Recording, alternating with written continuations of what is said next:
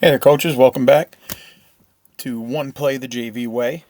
I'm Coach Easton again, here from the JV Playbook, and today we're going to go over my favorite offensive play, power. Okay? Now, power, in my opinion, is truly the Lord's play. Okay? I'm one of those coaches that to them, RPO doesn't stand for run pass option. It truly stands for run power often. Okay? The reason I like power so much, I know last week I talked about how inside zone we install that first as a way to teach our base footwork. Power is one of those plays though that really can elevate your team, no matter what level you're playing at. Mostly because the blocking scheme is a little bit easier for maybe your undersized lineman than a zone scheme would be. The down blocks are easier to teach.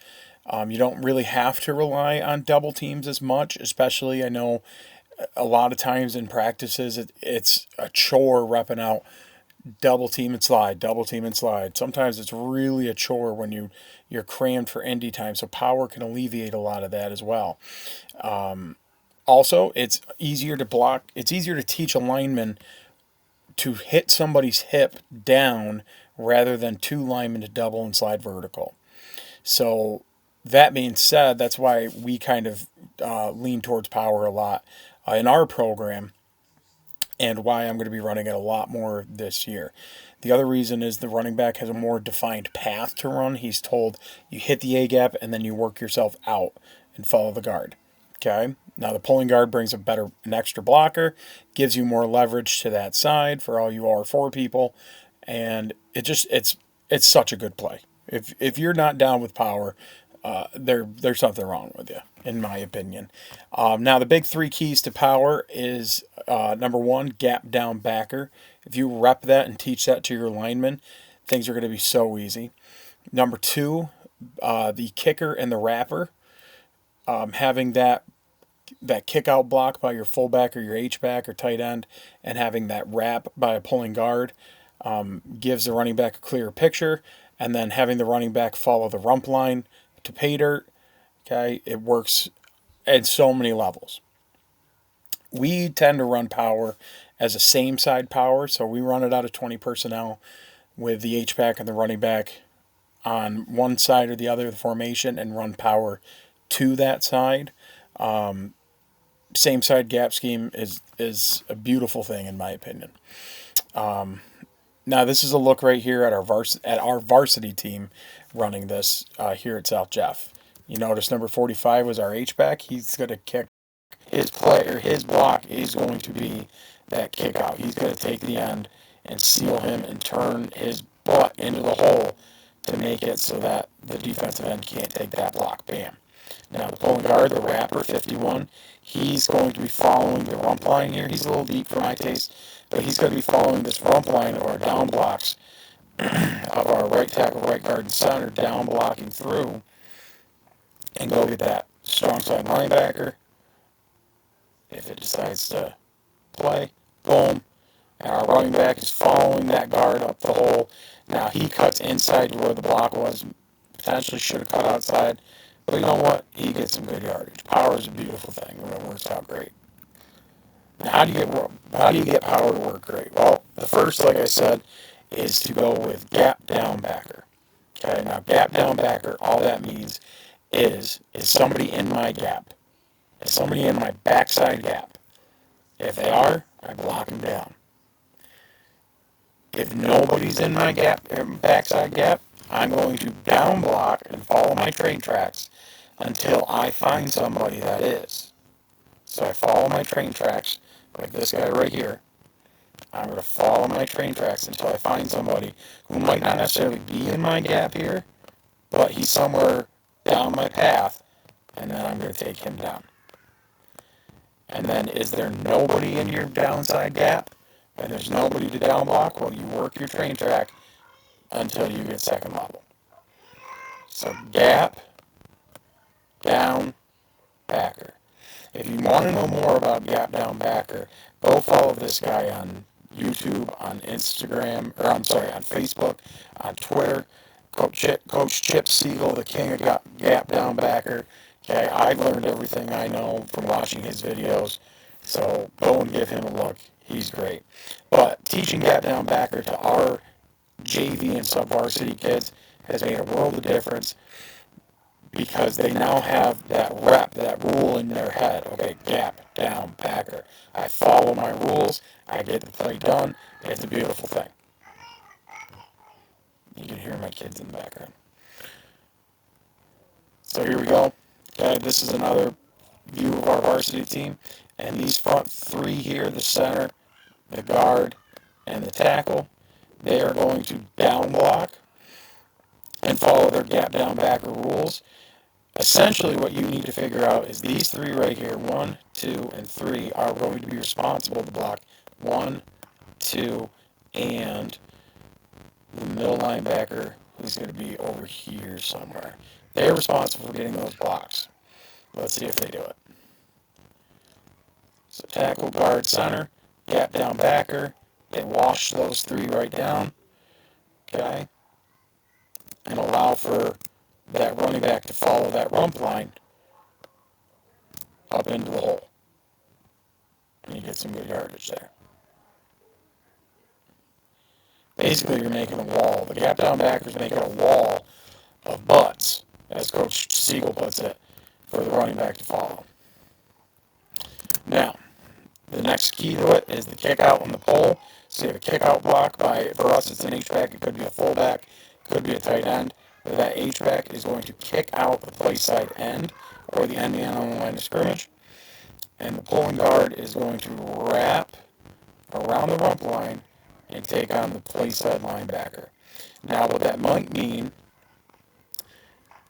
I'm sorry, not what might mean. For us, the way we teach the pull is, you see some people teach a skip pull where they cross their feet almost like a karaoke and work down the line until they see an open gap.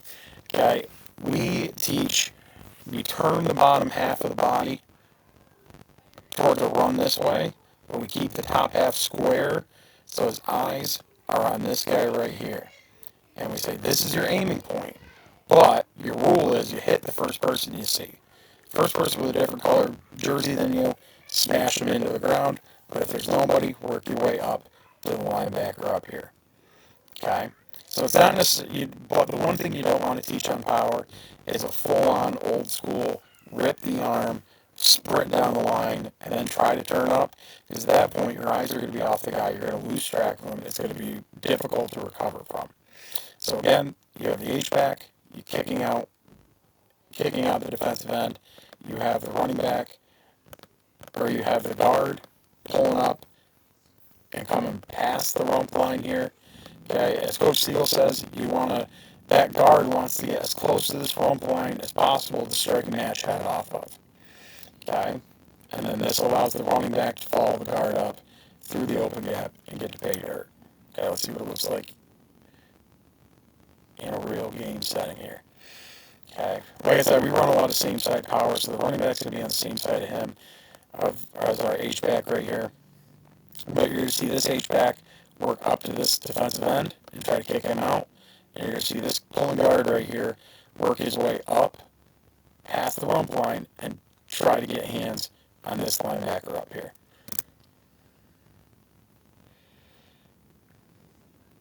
So we have our kick out, really squares him out. And Marquez here, our pulling guard, he's going to work up to the linebacker and gets hands on him at least, and it forces him to adjust his path, but it gives our running back enough time and space to be able to work out and up and get some yardage. Okay?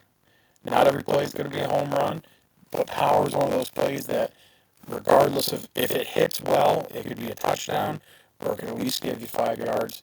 Okay? But if it hits well, we hit our gap down back, or we hit our kick out and our pull, and if our running back does the right thing. Now, this is one of those odd times we don't run same side power. We run, this is out of our slant formation here, but we have a kick out by the H-back, our pulling guard on the backside here. Okay, he's hiding behind our tackle. He's going to wrap up and aim for him right here. So we kick out by number 4, 51's pulling across. Gets a nice seal on the linebacker, gets hands on him, gives the running back time to squeeze through.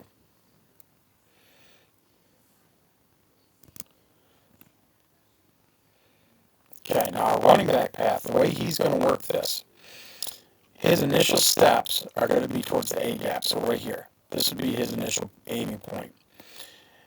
So he's going to get the ball and he's going to aim for the A gap.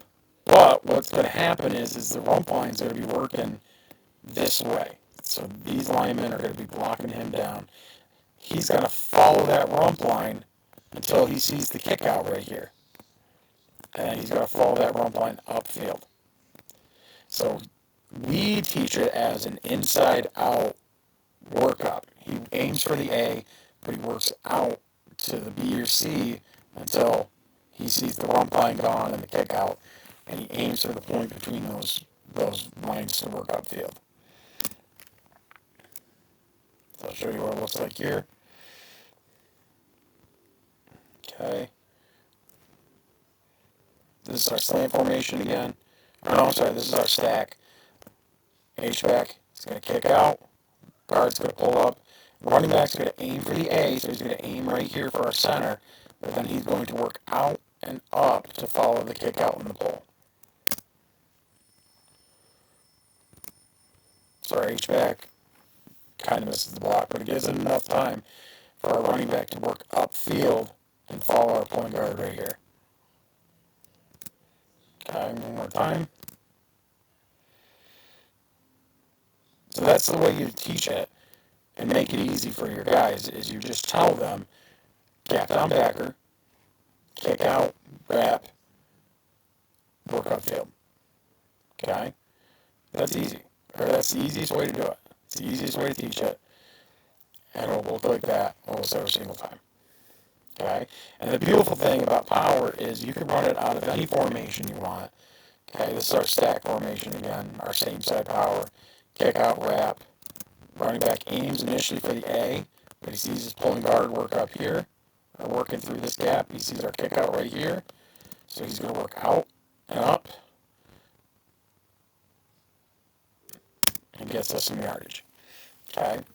But like I said, power is a beautiful thing because you can run it out of any formation and any setup you want as long as you follow those rules. As long as you have your gap down backer. So like, let's say we're in our I formation here. These three, gap down backer, fullback, kick out, guard, pull up, running back, A to work. Okay? You can run it out of our cross formation here. You can run it out of the pistol. The pistol actually gives a really nice angle with a fullback kicking out the end. Gives him a little bit more space than if we were to up here. Okay? Or you can run it out of if you run it out of single back, get your quarterback involved in the run game. Okay? Have that running back be the kick out, have the line, gap, down, backer, have the guard pull through, and have the quarterback then work out and upfield. Okay? And it's a beautiful thing. I've said it a million times in this video. Power is a beautiful, beautiful thing when it works well. Okay? But that's how we teach it. That's how we teach it at the JV level for you sub-varsity coaches. Okay? Or even if you're a varsity coach and you're looking to simplify. Okay? Take that, use it as you mean. And like I said, if you need help or you need more insight into running the power, go visit Coach Siegel on YouTube. He's great. He's a great asset to watch, to listen to. Football Talk with Coach Chip, great podcast to listen to. But anyway, if you want to know more about the JV lifestyle or working at a JV sub-varsity level, or if you have any tips, want to reach out, you can contact me at any of these. Facebook, Instagram, Twitter, X, YouTube. Okay, those are all the handles right there. On TikTok now too, posting clips of our practices and our kids just working their butts off. If you want to message me, DM me, whatever, talk about football. If you have ideas for the videos, if you have ideas for the blog, feel free to reach out. I'd love to start some dialogues with some coaches and maybe get that worked in as well. But as always, okay, make sure you support, make sure you like, subscribe, whatever you got to do. But just keep coaching football, keep watching, keep learning about the game, because that's the only way that our kids are going to get better, and that's the only way that this game's going to get better.